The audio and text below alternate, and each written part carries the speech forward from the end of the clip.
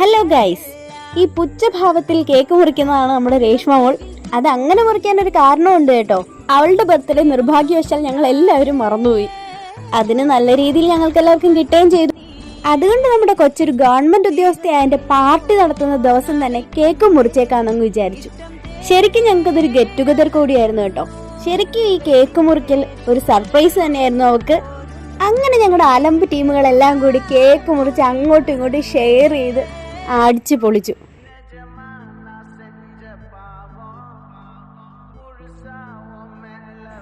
ഉള്ളതിൽ വലിയ കഷ്ണം നോക്കി ആദ്യമേ സ്വന്തമാക്കി വെച്ചിരിക്കുകയാണ് നമ്മുടെ അഖിലണ്ണൻ.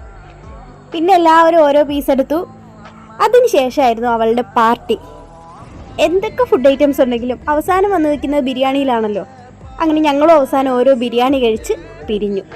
അപ്പോൾ അടുത്ത വീഡിയോയിൽ കാണാം. ബൈ.